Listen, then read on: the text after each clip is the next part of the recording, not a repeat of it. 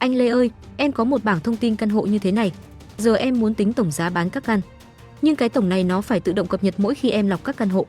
Ví dụ em lọc các căn ở tầng 10 thì chỉ cộng tổng giá bán các căn ở tầng 10, hoặc lọc tầng 11 và 12 thì chỉ cộng tổng giá bán các căn ở tầng 11 và 12 thôi. Em thử dùng hàm sum nhưng nó cứ cộng hết tất cả các dòng chứ không bỏ qua các dòng đã ẩn. Vậy phải làm cách nào hả anh? Chào mừng các bạn đã trở lại với Lê Excel. Trong video ngày hôm nay, Lê sẽ hướng dẫn các bạn thủ thuật tính tổng bỏ qua dòng ẩn với hàm subtotal trong Excel. Để đảm bảo đạt hiệu quả tốt nhất, các bạn hãy tải file thực hành mà Lê đã để sẵn trong đường link ở phần mô tả video bên dưới, mở lên và thực hành cùng Lê nhé. Trong file thực hành bao gồm có 4 sheet. Sheet thứ nhất là subtotal, là tóm tắt hướng dẫn sử dụng hàm subtotal bằng tiếng Việt. Sheet ví dụ để chúng ta thực hành bằng tiếng Việt. Sheet subtotal và sheet example dành cho các bạn thực hành bằng tiếng Anh. Các bạn hãy mở sheet ví dụ hay là example với tiếng Anh. Với tình huống mở đầu video đã đưa ra, chúng ta có một cái bảng thông tin căn hộ như thế này và chúng ta cần tính tổng giá bán của các căn theo kết quả lọc của từng lần lọc dữ liệu. Hàm được sử dụng ở đây chính là hàm subtotal, đã được Lê để sẵn ở trong cái khung màu vàng như thế này. Cách sử dụng hàm subtotal rất đơn giản như sau. Đầu tiên chúng ta sẽ bỏ cái tiêu chí lọc đã áp dụng, click vào filter, sau đó chọn clear để hiện ra toàn bộ các căn.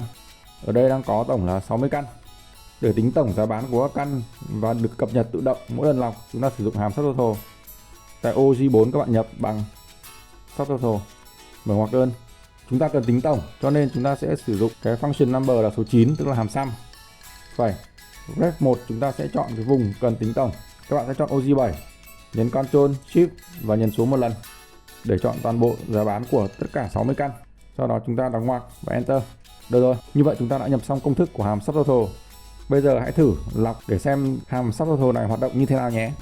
Giả dụ chúng ta sẽ lọc các căn ở tầng 10. Bấm OK. Như vậy là subtotal đã tự động cập nhật giá bán của các căn ở tầng 10 sau khi đã được lọc là 27,7 tỷ. Trong khi đó hàm sum vẫn cộng tổng của toàn bộ tất cả các căn, bao gồm cả những căn đã bị ẩn do filter. Thử lọc theo tiêu chí khác nhé. Clear filter ở đây, chúng ta sẽ lọc theo hướng view. Ví dụ chọn các căn là view biển, bấm OK. Subtotal đã tự động cập nhật cái tổng giá bán của các căn view biển là 120 tỷ. Rất tuyệt vời phải không nào? Đây chính là tính năng cộng tổng rất linh hoạt, tự động bỏ qua các dòng ẩn bằng tính năng filter của hàm subtotal mà hàm sum thông thường sẽ không làm được. Phần tiếp theo, các bạn hãy chuyển sang sheet subtotal. Lê Excel sẽ hướng dẫn các bạn chi tiết hơn nguyên tắc hoạt động của hàm subtotal nhé. Chúng ta hãy nhìn vào cái khung ở phía bên trái này. Thì hàm subtotal sẽ giúp chúng ta trả về tổng phụ trong một danh sách hoặc dữ liệu cho trước. Với công thức của subtotal sẽ hỗ trợ là 11 hàm với các hàm thông dụng như là tính trung bình, hàm count là đếm số lượng, tính min max, tính tích số là product, hay là tính tổng, hàm sum. Đó là những hàm sử dụng rất nhiều và sẽ có hỗ trợ hai nhóm tính năng từ số 1 đến số 11 là các hàm nếu chúng ta muốn tính cả các dòng ẩn, và 101 đến 111 nếu chúng ta muốn bỏ qua các dòng ẩn. Có một điểm lưu ý nhỏ ở đây, bỏ qua các dòng ẩn có nghĩa là các dòng ẩn bằng lệnh 2 ăn 2. Tức là khi chúng ta chuột phải vào một cái dòng nào đó, chúng ta chọn 2 và ăn 2 như thế này thì subtotal có thể giúp chúng ta bỏ qua các dòng ẩn này.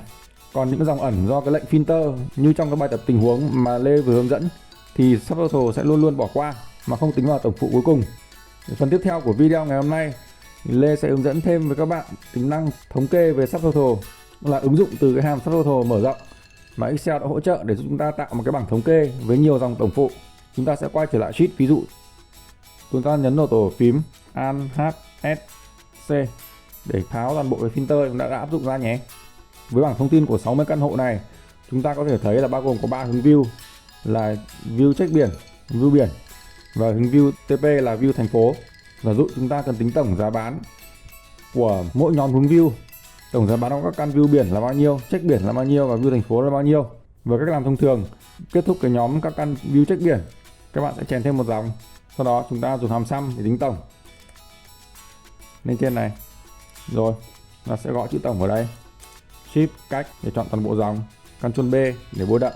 Tương tự, sau khi kết thúc cái nhóm là view biển, chúng ta cũng sẽ chèn thêm một dòng, sau đó lại tiếp tục thêm dòng tổng và dùng hàm sum để tính tổng.